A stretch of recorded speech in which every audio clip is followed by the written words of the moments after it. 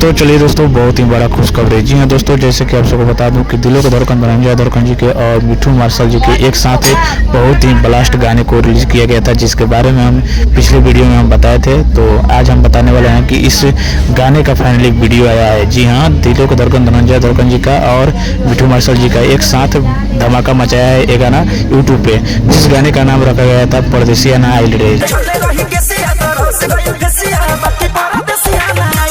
जी हाँ, परदेसिया ना आइल रे ये गाना काफ़ी ज़्यादा ट्रेंडिंग में था इंस्टाग्राम पे। अगर आप लोग एक क्रिएटर हैं तो इस पे ज़रूर रील बनाए होंगे, मुझे उम्मीद है। लेकिन दोस्तों, उससे पहले आप लोग बता दो फिर से कि इस गाने को गाए हैं मिठू मार्शल और दिलों के धड़कन धनंजय धड़कन जी, दोनों आदमी मिल करके इस गाने को गाए थे। और बाकी आप सबको बता दूं कि इस गाने को लिखे हैं चंदन राज जी और इस गाने का म्यूजिक बनाया है मंटू मनीष जी।